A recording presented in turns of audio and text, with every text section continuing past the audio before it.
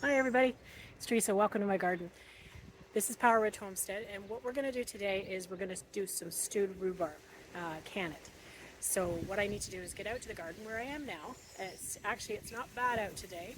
It's been raining for a few days, and it's supposed to rain this afternoon. So I thought I'd get out here and get this while it's still a little dry. So I'm just going to pull some rhubarb. You want to pull it. You don't want to cut it. I do have a knife though with me because I'm going to cut off the leaves. Leaves are actually poisonous.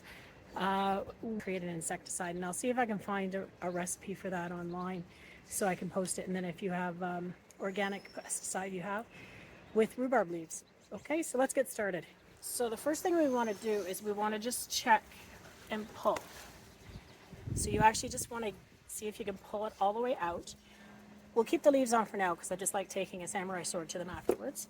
You want the stalks of the rhubarb to be about a thumb width wide before you pick it. You don't want to go too skinny. This one back here, this one's too skinny. I don't know if you can see it.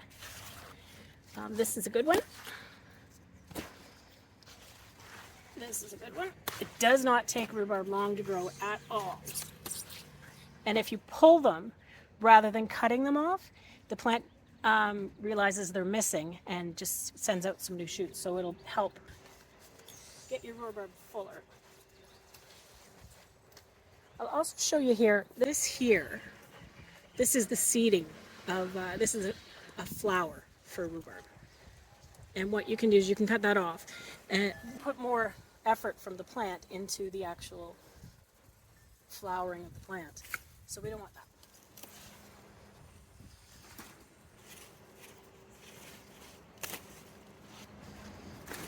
See how rhubarb itself, how it grows in little nodules. So that's a plant, that's a plant, that's a plant.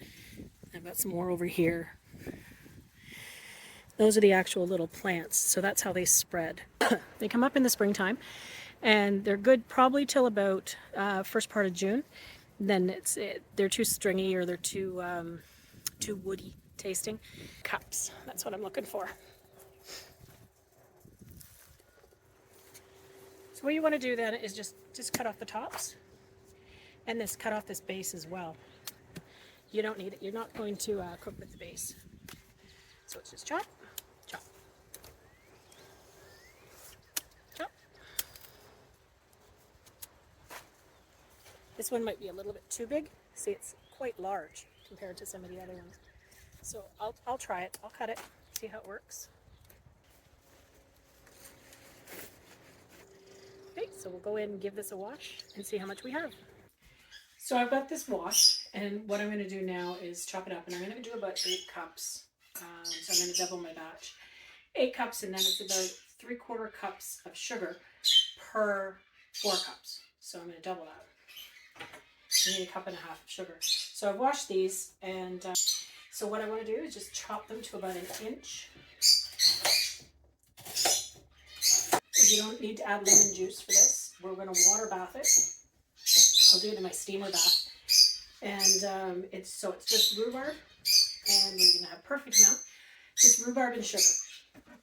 What you can do once you've got stewed rhubarb, because I find that rhubarb takes up a lot of room in the freezer. If you have a little bit left, yeah, freeze it. That's perfect. And then next spring, you've got some rhubarb to start already. But what I like to do is I'll can it, and then it's shelf stable. Use it on yogurt, use it on oatmeal, use it on cereal, pancakes. There you go. There we go. We got 8 cups of rhubarb.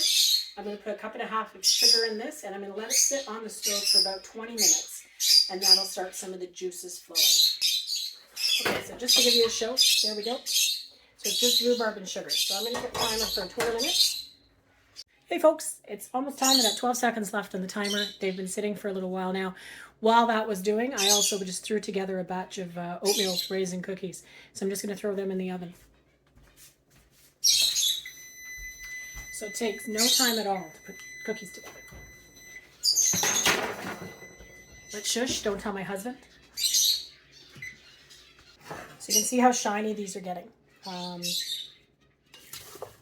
There's a bit of liquid in there, not an overdue amount. Just keep giving it a stir as it starts to dissolve. So it's starting to get really liquidy now. The sugar's all melted. So it's not going to take much longer now for it to get to boiling point. It takes probably about 20 to 30 minutes for it to get to that point. Once it gets boiling, I'm going to shut it off and then we're going to start canning. Rhubarb brings back so much memories. When I was a kid, I used to walk through my grandmother's garden. She had a huge rhubarb patch with the sugar bowl, and I just go along and dip and eat and dip and eat. It's so nostalgic to me. Rhubarb, I love it. I love it. I make it. Strawberry rhubarb pie, strawberry rhubarb jam, stewed rhubarb, add rhubarb to cakes, everything else. It's just such a versatile ingredient in a lot of baking. Hi again. I've already started some of this. I started it and didn't say hit record. So yeah, I'm recording now, I hope. It looks like I am. So I've got 5 jars.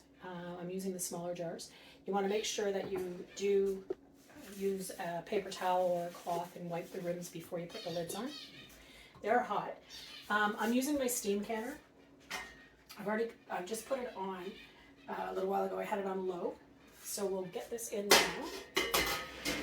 Now these aren't that hot that you can't touch them, but you should be, when they come out, we're going to have to use our trusty jar picker-upper.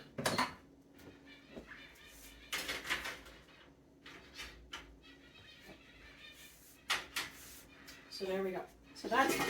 So now we put the lid on. Now this being a steamer, so this can's by steam. It's not like a water bath. It's the same process though. It just doesn't use as much water and you're not plunging it into a pot of water. You're using the steam to actually seal the jars. So I'll let that go for until it gets up to pressure. And then 15 minutes later, after it pressurizes and gets to pressure, then 15 minutes is how long you leave it in the water bath. And then I'll take them out and I'll show you at that point. And then they have to sit out on the counter for overnight to make sure that they seal properly. Hey folks, 15 minutes is up.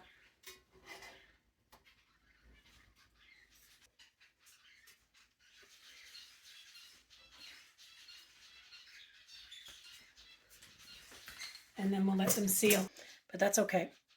Once they seal and cool off, I'll give them a good shake and they'll be fine for that. And then we'll go from there. Excellent. I tried the rhubarb that was left over. It was really good. So you try it, enjoy it, and let me know how it goes. We'll talk to you soon.